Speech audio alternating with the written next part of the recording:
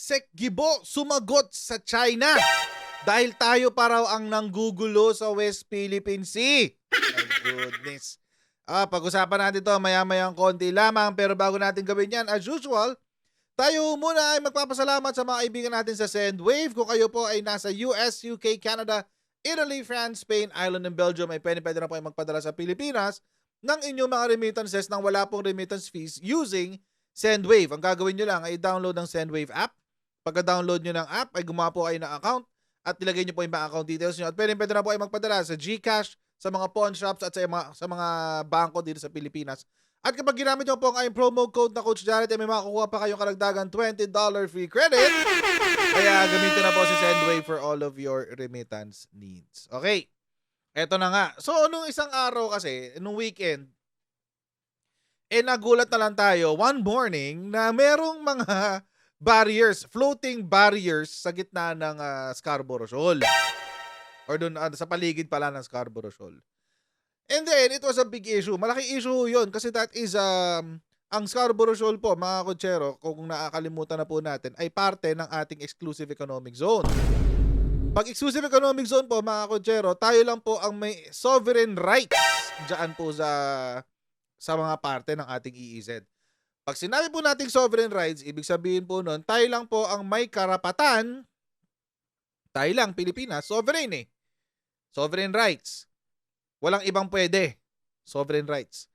Na mag-explore, mag-utilize at mag-develop ng mga resources na nandun.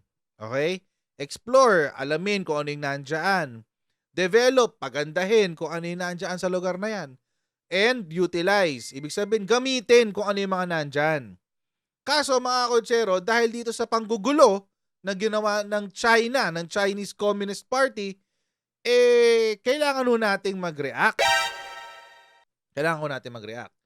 So dahil po nasabi po yan, dahil po gumalaw tayo, ano pong sinabi ng China?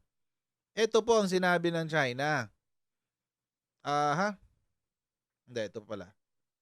Ito po sinabi ng China. Ito, mapakita ko sa inyo. Sabi nila, na isang araw,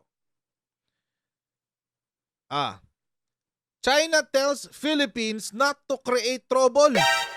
Tayo pa rin ng gugulo, guys. Tayo pa rin ng gugulo. China has urged the Philippines not to create trouble following the removal of floating barriers installed by Beijing in the Philippine waters it claims it owns. Sinabi po ito ng Chinese Foreign Affairs Ministry. Yan, parang secretary, minister siguro nila to. Foreign Affairs Minister. Sabi, we call on the Philippines not to make provocation or stir up trouble. Tayo pa rin ng Google. Wait lang. Ulit-ulitin ko lang to hanggat naikinig. Hanggat may naikinig. Kasi may nabalitaan ako, ang sabi, kung tao dito, traditional fishing grounds daw yan. Ito raw ay pinaboran ng UNCLOS, yung PCA ruling, no, Permanent Court of Arbitration ruling. Tama naman. Sinabi po talaga doon sa Permanent Court of Arbitration ruling na may traditional fishing grounds dyan ang China. Not only China. Kasama ang Vietnam. Kasama ang Pilipinas. Kasama ang Malaysia. Marami hong nangingisda dyan. Number one. Kasi ang sabi is dapat daw kung pinaglalaban daw natin yung PCA, dapat tanggapin daw natin yung lengguwahe ng PCA. Totoo naman. Tama naman yun. Okay. Pero hindi lang kasi doon natapos ang lengguwahe ng PCA, ng Permanent Court of Arbitration ruling. Sinabi rin po ng PCA na walang 9-dash line. Na ngayon ay nag-mutate na, naging 10-dash line na. Sinabi rin ho yan ng PCA. So, ang China ho ba ay handang tanggapin yon?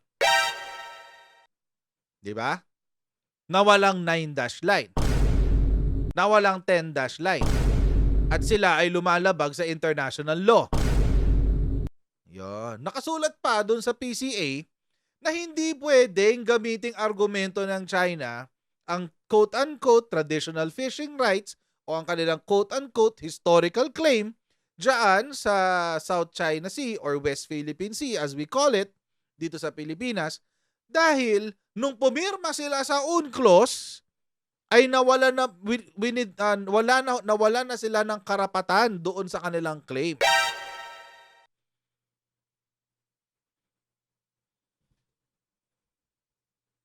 So ano ngayon ang pinagpuputok ng butsi nitong China at ng mga propagandista nila? Wala. Wala silang basehan. Wala silang legal basis. Not in international law, not in history, not in anything. Wala ho silang basehan. Kaya lang, let's just face facts. Sabihin na lang na kasi nila yung totoo. Kaya kami nandito kasi gusto naming angkinin yung mga resources na nandyan.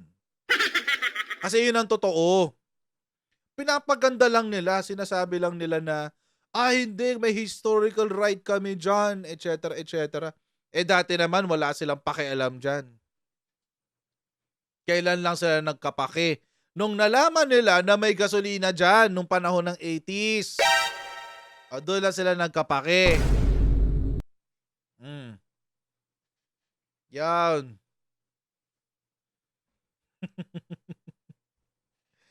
Tapos ngayon, sila na nga ang nanggugulo. Sila pa ang matapang na... Siyempre, nanggugulo sila. Sila nga yung matapang. Sila na nga yung nanggugulo. Sila pa yung biktima.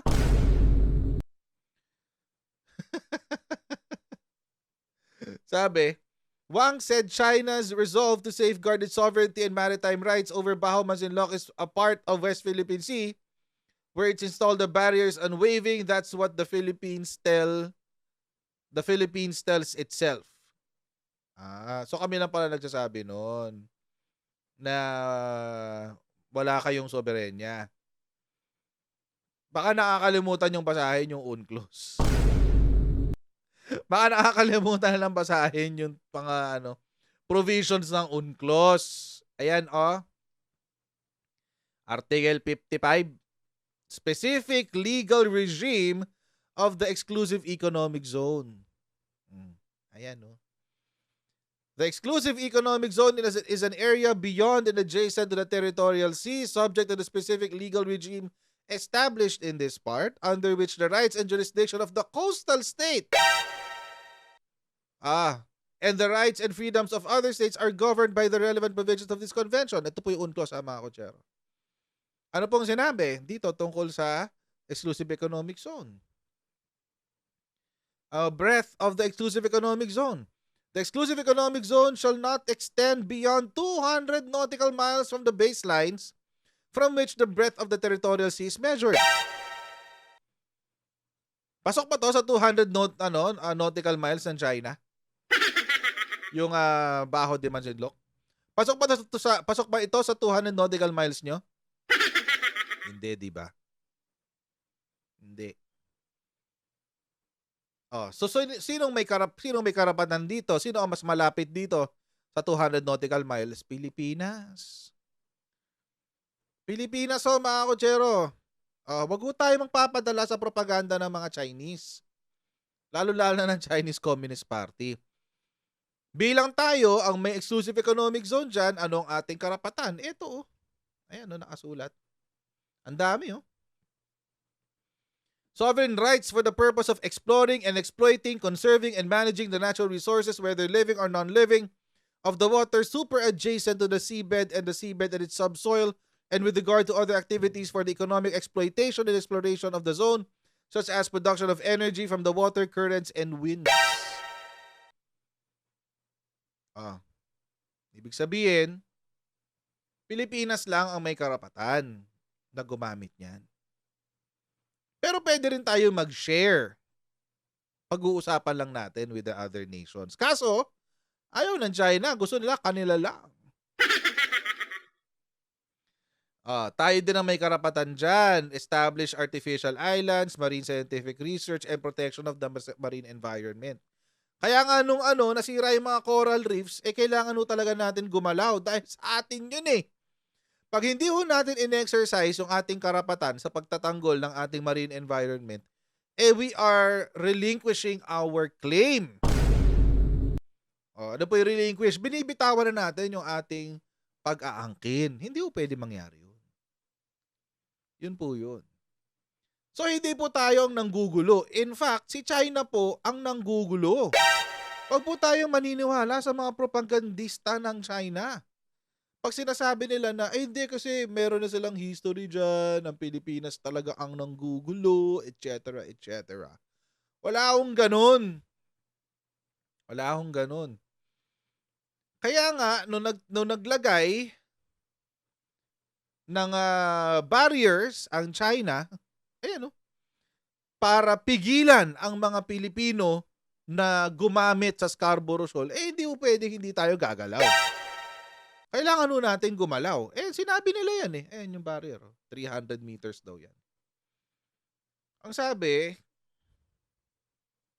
on September 22, a vessel of the BIFAR, without China's permission, intruded into the adjacent waters of the West Philippine Sea and ito yung Bajo de Masinloc, and attempted to enter its lagoon. So tayo parang ang nanggugulo. Ito pa yung claim nila. China also said Scarborough Shoal has always been its territory and thus it has indisputable sovereignty. Teka, akala ko ba ang tubig ay hindi nagkakaroon ng teritoryo? So paano naging territorial sea nyo yan? Paano yan naging territorial sea nyo? Nasa 12 nautical miles ba yan ng bansa nyo, China, ha? Wala. Walang ganun.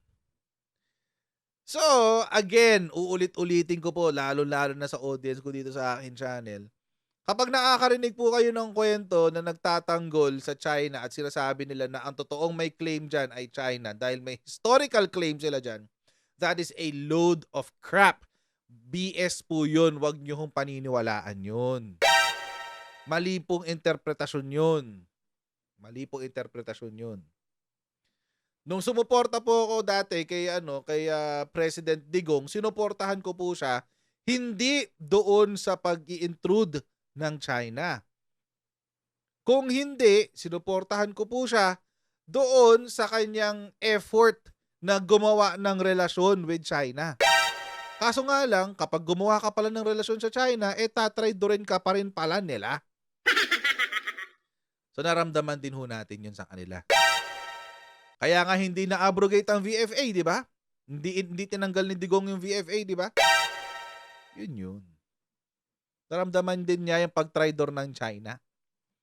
Kaya ngayon, mga kotsero, ito pong sinabi ni Secretary Guibo, kung yun po ang titignan nating pananaw, tama po siya. Sinabi po ni Secretary Guibo, the Philippines is not steering trouble. Guibo Teodoro brands China as invaders. Mananakop. Sinasakop na tayo ng China unti-unti. Panoorin natin yung video sa balita. Bumuelta si Defense Secretary Guibo Teodoro sa patutsada ng China na huwag tayong maghanap ng gulo kaugnay ng issue sa Scarborough Shoal. Git ni Guibo, hindi pwedeng wala lang tayong kibo dahil baka pati Benham Rice sakupin din ng China. Nasa frontline ng balitang yan, si Camille Samonte.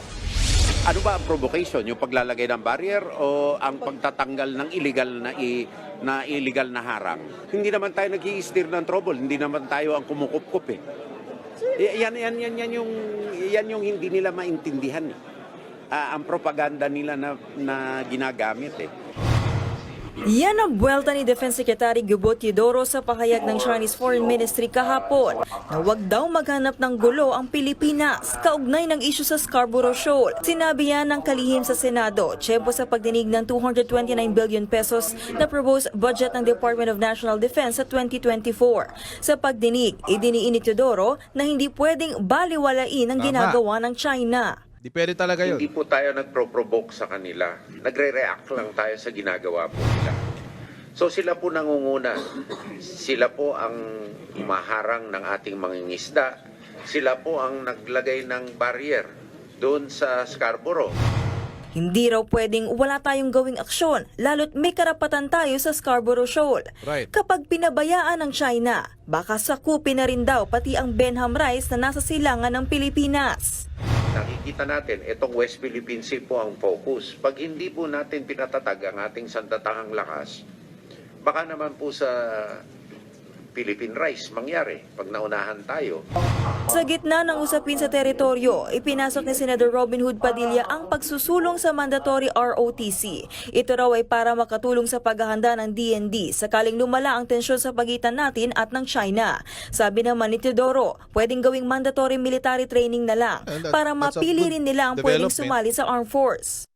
Sa inyo na po nang gagaling, kailangan na natin maghanda.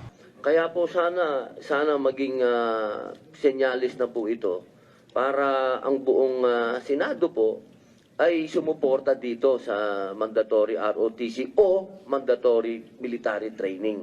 Yan din po talaga ang lagi kong sinasabi, yung disiplina. Kailangan natin makuha yung disiplina. Hindi lang po para sa reserve force ang ROTC, ngunit pang fill up ng ating mga tinyente sa regular force. Sa ngayon, binabalanse pa rin daw ng ating gobyerno ang pagresolba sa issue. Kailangan pa rin daw kasi itong idaan sa diplomasya. Mabuti rin naman na siyempre may takot ang tao dahil ayaw ng conflict.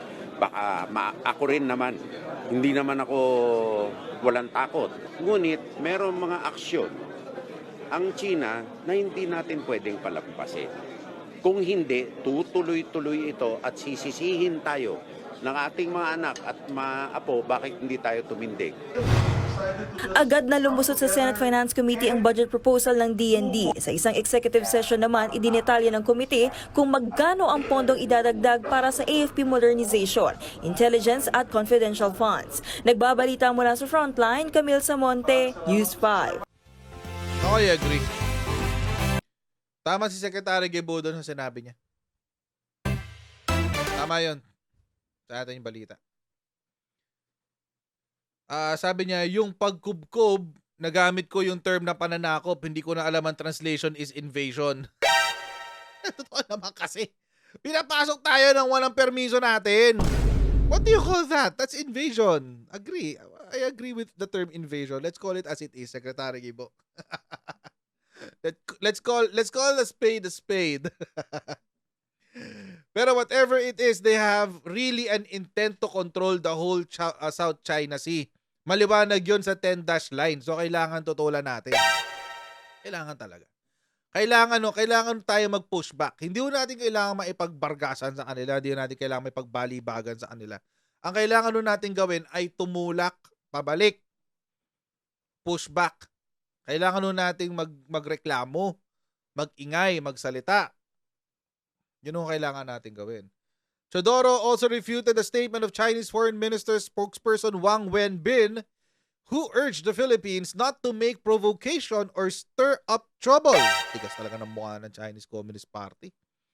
Following the removal of the 300-meter floating barrier the Chinese Coast Guard illegally installed near Bajo de Masinloc. Hindi naman tayo nagsistir ng trouble, hindi naman tayo ang kumukubkob. Yun ang sinabi ni Secretary Gibo. I'll call it invasion. I'll call it as is. Hindi naman tayo nang gugulo eh. Sila yung nang gugulo, mga kotsero. Sila ho yung nang gugulo. Kaya para ho sa akin, dapat lang mag-pushback ho tayo. Hindi ho natin kailangan, ang pushback po, mga kotsero, kasi ang nakakatawa dito sa mga pro-China nato, pag sinabing pushback, ang laging ending nila, gagirahin natin ng China? Gagirahin natin sila? Ganon. Ganon sila. Gagirahin ng China? Meron ba tayo? Baka madurog tayong lahat, etc. Baka masunog tayong lahat, baka bombahin tayong buong Pilipinas, etc. Ganon sila. Ang rabid. Hindi ho ganon. Pag nag-pushback, ibig sabihin, tulad nito, hindi natin tatanggapin yan. So, mayroon silang nilagay na barrier, tatanggalin natin. Natural. May ginawa ba ang China? Wala. Nagreklamo lang, di ba? Naipaggera ba ang China? Hindi.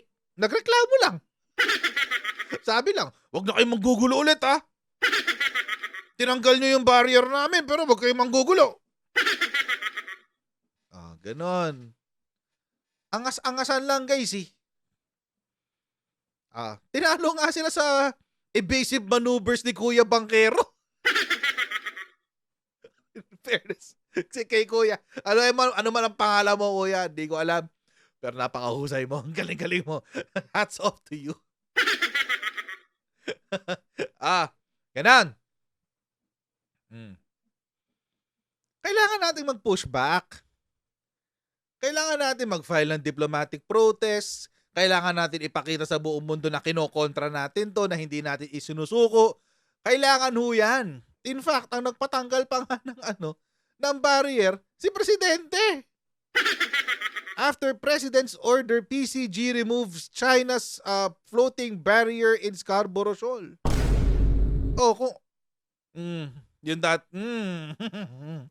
Kung weak president yan, guys.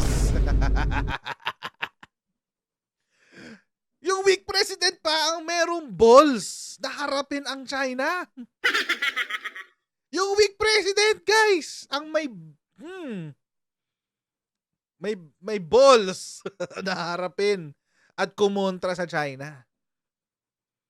Imagine. Si weak president yan, guys. Yuck. Anyway, yun pang weak leader ang actively kumokontra sa incursion na ginagawa ng China. In fact, mga kotsero, ito pa nga, di ba, nag-announce na last month o 2 months ago, Philippines-US to begin joint West Philippine Sea patrols by year-end. Yan, patay. Iniintay na lang natin yan. The discussions between Philippines and the US on the joint sails in the West Philippine Sea are now in the advanced stages. Sabi ng ating National Security Council. Some details are being ironed out between both sides and we are very hopeful that it will be launched before the end of this year. Lalo ngayon na nanggugulos ng sobra-sobra ngayon ng China. Kaya feeling ko sinasagad ng China yung mga kabalbalan nila dyan sa West Philippine Sea. Dahil by year end, meron ng joint patrols ang US at Philippines. Hindi lang yan, pati Australia sasama. Australia plans more patrols with Philippines in South China Sea. Wag na ho natin tawagin South China Sea to, no? Nikkei Asia. West Philippine Sea po yan. Sabi, Miles said in comments to ABC Radio that there is a very significantly growing defense relationship between our two countries and that Australia wants more patrols alongside the Philippine Navy. A whole lot of damage can be done to Australia before any potential adversary set foot on our shores. And maintaining the rules-based order in Southeast Asia, maintaining the collective security of Southeast Asia is fundamental to maintaining the national security of our country. Paano ba yan? Buti pa yung weak leader daw, siya pa yung matapang harapin ng China. Anyway, mga kotsero, I hope you understand na kung bakit pa ulit-ulit din ho natin kinokontent ito. At palagi ho natin ina-update ang mga Pilipino dito sa usapin ng West Philippine Sea. Kasi po, ulitin ko lang, marami pong propaganda na kumakalat galing po sa partido ng China at kanilang mga sympathizers na inaccurate at ginagamit ho nila, tulad nito yung PCA ruling, ginagamit ho nila ito para even the PCA na pabor na nga sa Pilipinas, ginagamit nila para paikutin at gawing ipapabor sa China. Saka nakakita ng my goodness, saka nakakita ng ganun. So it's really weird that this is happening in the Philippines. And I hope yung confidential funds na ibibigay sa ating AFP, sana po gamitin din pantukoy ng mga potensyal na espiya ng China sa loob ng ating bansa. Siyempre meron yan. Sa US nga meron 2, 'di ba, sa Navy. 2 sa US Navy, 'di ba? Chinese spy. Nahuli. Sana may gumanyan din dito sa Pilipinas. Sana may mga mabisto na para magkaroon na tayo ng iisang direksyon sa foreign policy natin sa West Philippine Sea. Na atin talaga 'yan. Ang resources niyan ay atin. Atin po, wag po nating hayaang iba ang makinabang. So hanggang dito na lang po ang video na ito. Huwag niyo pong kalimutan mag-subscribe sa ating Coach Jared YouTube channel and huwag niyo rin pong kalimutan na i-follow po tayo sa ating Facebook page, mga Coachero. God bless all of you and I'll see you in our next Coach Jared Live. Bye everyone! See you next time. Bye!